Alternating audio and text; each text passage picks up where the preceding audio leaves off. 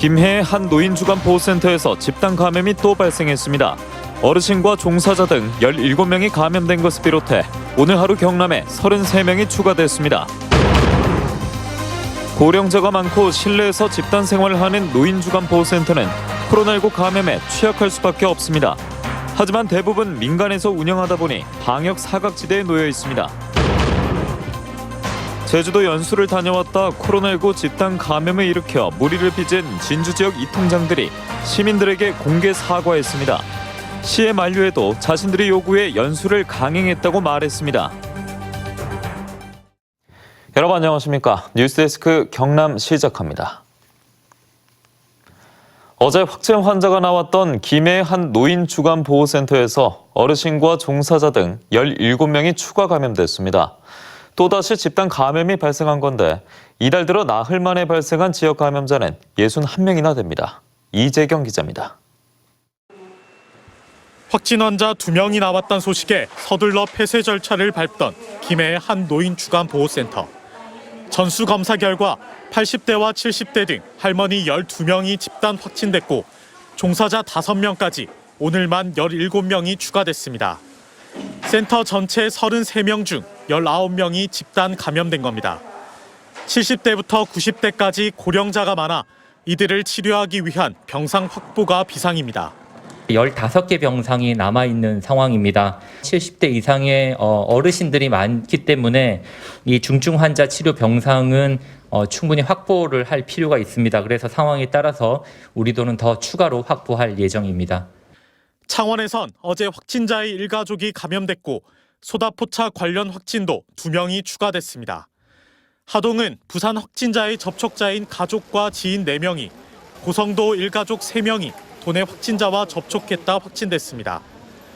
거제에선 진주의 한 중학교 기숙사에 머물던 중학생이, 밀양에선 경기도 확진자와 접촉한 60대가 확진되는 등 하루 새 33명이 추가됐습니다. 이달 들어 나흘 만에 확진자는 61명, 모두 지역 감염입니다. 확진자가 폭증한 김해는 오는 6일 0시부터 사회적 거리 두기를 2단계로 격상합니다. 이번 집단 발생과 인근 부산 지역의 확산세가 엄중한 상황으로서 이 위기를 조기 차단하기 위해서 사회경제적 고통과 불편을 무릅쓰고 하동군도 일주일 연장하기로 하면서 오는 일요일 기준 창원, 진주, 김해, 하동 등 4개 시군이 거리 두기 2단계입니다. 연일 집단 감염이 발생하면서 방역당국은 선별진료소를 보강하고 호흡기 전담 클리닉도 확대하기로 했습니다. 또 무증상이나 경증 환자를 위한 생활치료센터도 더 필요할 수 있다며 추가 개소 준비에 들어갔습니다. MBC 뉴스 이재경입니다. 집단 감염이 발생한 김해 노인주간보호센터는 노인성 질환이나 치매가 있는 어르신을 돌보는 시설입니다. 고령자가 많고 실내에서 집단 생활을 하기 때문에 코로나19 감염에 취약할 수밖에 없는데요. 대부분 민간에서 운영하다 보니 방역 사각지대에 놓여 있습니다. 문철진 기자입니다. 19명이 코로나19에 집단 감염된 김해의 한 노인주간보호센터입니다. 노인성 질환이나 치매 증상이 있는 어르신들을 낮 시간 동안 돌보는 일종의 노인 유치원입니다. 일반인보다 면역력이 약한 노인들이 밀폐된 공간에서 지내며 함께 식사까지 하다 보니 감염에 취약할 수밖에 없습니다. 특히 치매 환자는 몸의 이상을 재빨리 알아차리기 어렵고 코로나에 감염된 이후에는 동선 추적 등도 거의 불가능합니다. 감염 예방 노력이 그만큼 중요하지만 방역 조치는 허술했습니다.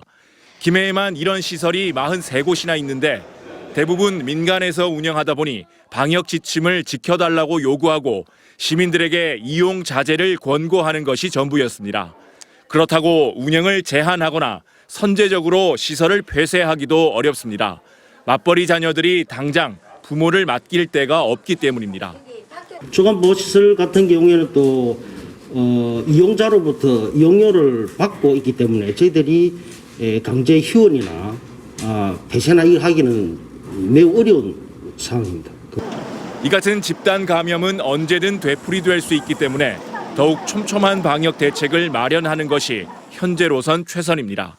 일상적인 우리가 요양병원이나 요양원에다가 요구되고 있는 강력한 규제를 혹은 방역 활동을 준수하도록 이렇게 행정 지도를 하는 게 사회적 거리 두기를 2단계로 격상시킨 김해 씨는 관내 복지관과 지역 아동센터, 어린이집, 경로당 등의 운영을 중단하고 노인 요양원은 방역 수칙 이행 여부 점검에 나섭니다.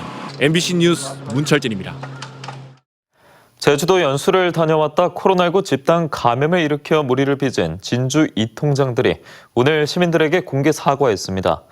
이들은 시에서 연수 일정을 취소하라고 했지만 자신들이 강행했다며 사죄했습니다. 이종승 기자입니다. 진주 지역 코로나 확산의 진원지가 됐던 이장과 통장들이 시민들 앞에서 머리를 숙였습니다.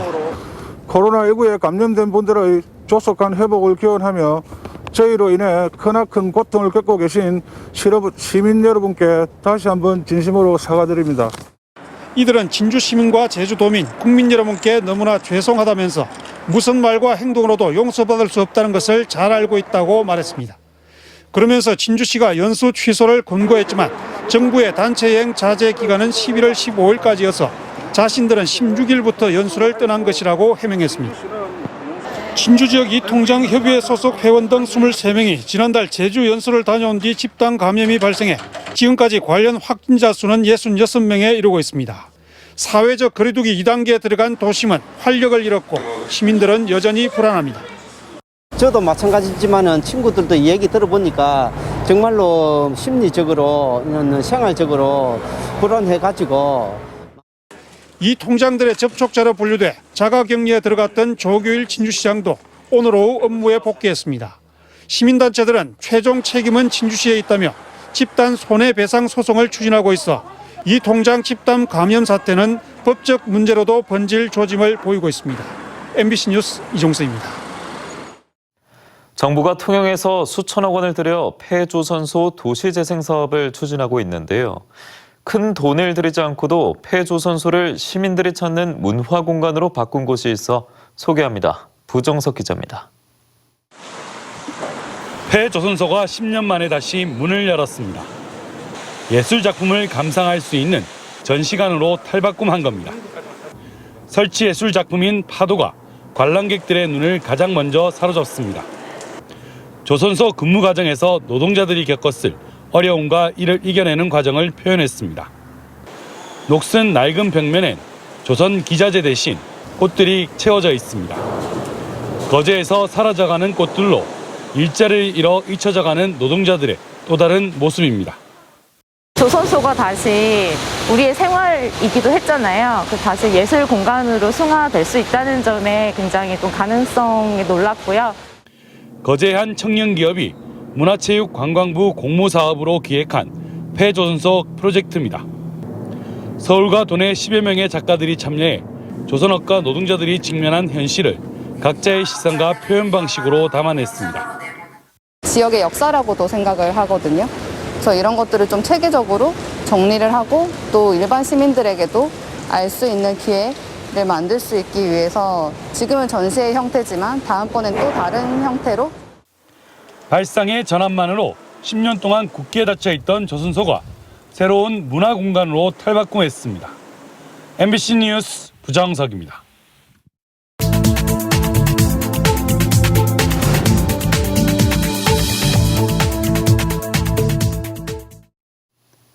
다음 뉴스입니다. 오늘부터 대학별 고사가 시작되면서 경남교육청 대입정보센터가 도내 수험생들을 위한 상담 지원에 나섭니다. 내일 창원여자고등학교에서는 사전에 신청한 280여 명의 학생을 대상으로 면접 준비를 위해 학생부 종합전형 캠프를 진행합니다. 또 수능 성적이 나온 이후인 이달 29일부터 다음 달 5일까지 정시 모집 지원자를 대상으로 한 상담을 집중적으로 진행합니다. 원으로 승격된 한국재료연구원이 오늘 개원식을 열었습니다. 정세균 국무총리와 정병선 과기부 제1차관 등도 참석해 우리나라 소재 재료 연구의 산실인 재료연구원의 승격과 개원을 축하했습니다. 한편 연구원은 소재 분야 기초연구 성과의 실용화부터 품질 인증까지 일괄 지원할 수 있는 첨단 소재 실증 단지를 진해에 추진하고 있습니다. 변창흠 한국토지주택공사 LH 사장이 새 국토교통부 장관으로 내정됐습니다. 변창흠 내정자는 학자 출신의 주택도시 분야 전문가로 서울주택도시공사 사장을 거쳐 지난해 4월부터 LH 사장으로 일해왔으며 정부의 주거복지 로드맵과 도시재생 뉴딜 정책 등을 이끌어왔습니다. 지난 3월 중단된 사천 제주 항공편 운항이 9개월 만에 재개됩니다. 소형 항공사인 하이에어는 내일부터 매주 토요일과 일요일 하루 1회 왕복으로 사천 제주로 오가는 항공편을 운항합니다. 창원의 10월 미분양 주택이 크게 감소하며 전체 미분양도 전국에서 가장 많이 줄어든 것으로 나타났습니다. 국토교통부에 따르면 창원의 미분양 주택은 3,498가구로 전달보다 16% 감소했으며 이는 지난해 4월 이후 1년 7개월 만에 가장 큰 감소폭입니다. 이에 따라 경남 전체 미분양 주택도 7,042가구로 전달보다 13.7% 줄어 전국에서 가장 크게 줄었습니다. 대우조선해양이 아랍에미레이트 국영석유 회사로부터 초대형 원유 운반선 3척을 2,800억 원에 수주했다고 밝혔습니다. 이번에 수주한 초대형 원유 운반선은 온실가스 배출 규제인 에너지 효율지수 2단계 선박으로 내년 거제 옥포 조선소에서 건조돼 2023년 선주 측에 인도될 예정입니다. 사랑의 김치 나눔 행사가 오늘 김해시 생린면의 한 김치 가공 공장에서 열렸습니다. MBC 경남이 주관한 오늘 행사에는 국제로터리 3722지구와 현대위아 등 9개 기업과 사회단체가 참여해 김치 9,600포기를 담가 지역 아동센터를 비롯한 18개 단체에 전달했습니다. 한편 행사는 코로나19 확산을 막기 위해 최소한의 인원만 참여한 가운데 진행됐습니다. 함양군이 전국 군 단위에서 처음으로 대형 저상전기버스 2대를 도입해 농어촌 버스 노선 운행을 시작했습니다. 함양군은 지역업체인 에디스모터스의 전기버스를 도입했다며 농촌의 어르신과 장애인 등의 교통 편의 증진을 위해 오래된 공영버스는 친환경 전기버스로 교체하겠다고 밝혔습니다. 창원지법 형사 3단독은 지난 8월 자신이 근무하던 아파트 관리사무소를 찾아가 직원들을 흉기로 위협한 혐의로 재판에 넘겨진 경비원 57살 A씨에게 징역 6개월에 집행유예 1년을 선고했습니다.